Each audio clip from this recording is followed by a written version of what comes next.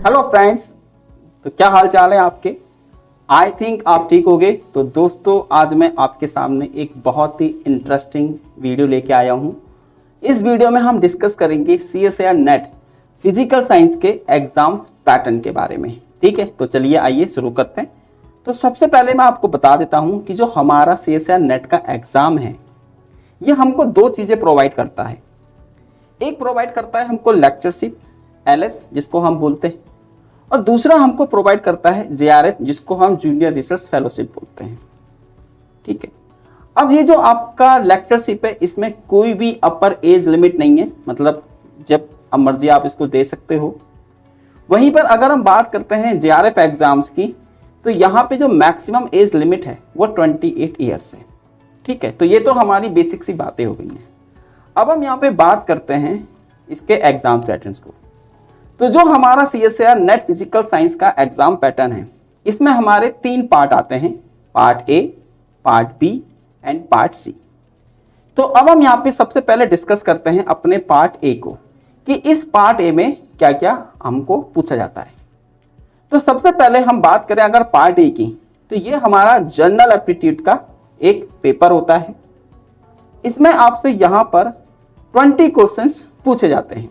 कितने questions? 20 questions. अब ये जो 20 क्वेश्चंस हैं, इसमें से आपको करने कितने हैं? तो इसमें से आपको अटेम्प्ट करने होते हैं 15 क्वेश्चंस। तो आप देख सकते हैं इसमें आपको 15 क्वेश्चंस करने हैं। और यहाँ पर अगर हम बात करें तो पर क्वेश्चन 2 मार्क्स का आता है। ठीक है, तो यहाँ पर जो क्वेश्चन है वो 2 मार्क्स का है, और नेगेटिव मार्किंग होती है आपकी इसमें 0.5 मार्क्स की। अब हम यहाँ पे बात करते हैं पार्ट B की, कि CSIR नेट में एक सेशन और आता है जो कि होता है पार्ट B का। अब पार्ट B में आपसे टॉपिक वाइज फिजिकल साइंस के क्वेश्चन पूछे जाते हैं।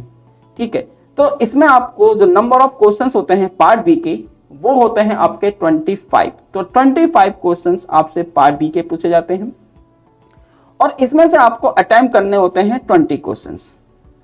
तो जब आप इसमें 20 क्वेश्चन अटेम्प्ट करते हो, तो यहाँ पर हर क्वेश्चंस का जो मार्किंग होता है वो होती है आपकी यहाँ पे 3.5 मार्क्स की। तो 3.5 मार्क्स की आपकी इसमें मार्किंग आती है, और यहाँ पे जो नेगेटिव मार्किंग होती है वो होती है 0.875 मार्क्स की।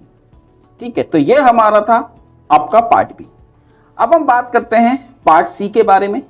तो पार्ट C में जो हमारे टोटल नंबर ऑफ क्वेश्चंस होते हैं वो आते हैं 30, यानी कि 30 क्वेश्चंस आपको इसमें करने होते हैं, और उसमें से आपको यहाँ पर 20 क्वेश्चंस का ही आंसर देना होता है। मतलब 30 क्वेश्चंस आपको एग्जाम में पार्ट C में मिलते हैं, और उसमें से आपको केवल 20 क्वेश्चंस अटेम्प्ट करने हैं, और यहाँ पर क्वेश्चन आपका आता है 5 मार्क्स का। ठीक है, तो 5 मार्क्स का क्वेश्चन आपको इसमें मिलेगा, और नेगेटिव मार्किंग होती है इसमें 1.25 मार्क्स की। तो ये हमारा पार्ट C था। तो अब हम देखें overall part A, part B और पार्ट C को, तो आपका जो पूरा पेपर होगा उसमें आपको 75 क्वेश्चंस दिए जाते हैं, और अटेम्प्ट करने होते हैं 55 क्वेश्चंस। टोटल पेपर हमारा आता है यहाँ पे 200 मार्क्स का, और अगर आप इसका 50% भी अचीव कर लेते हो तो आपका JRF क्लियर हो जाएगा। तो आपको क्या करना है? 50% मार्क्स लाने के लिए आपको पार्ट A में 10 क्वेश्चन, पार्ट B में 10 क्वेश्चन, और पार्ट C में 10 क्वेश्चंस अगर आप कर लेते हो, यानी कि अगर आप CSIR नेट में सभी पार्ट्स में 10-10 क्वेश्चंस करते हो, तो 30 क्वेश्चन आपके हो जाएंगे। तो आपका जो स्कोर है वो 105 मार्क्स चला जाएगा। तो ये मैंने आपको एक प्लान बताया है। अगर आप इस प्लान के अकॉर्डिंग चलते हो, यानी कि 10 क्वेश्चंस आप पर पार्ट करते हो, तो आपका JRF यहाँ पे क्लियर हो जाएगा। ठीक है दोस्तों, कैसा लगा ये वीडियो? अगर अच्छा लगा हो तो प्लीज कमेंट बॉक्स में जरूर बताएं, और इसको अपने दोस्तों के साथ शेयर करें। मिलते हैं किसी दूसरे इंटरेस्टिंग वीडियो के साथ, तब तक के लिए बाय बाय। ठीक है, बाय बाय।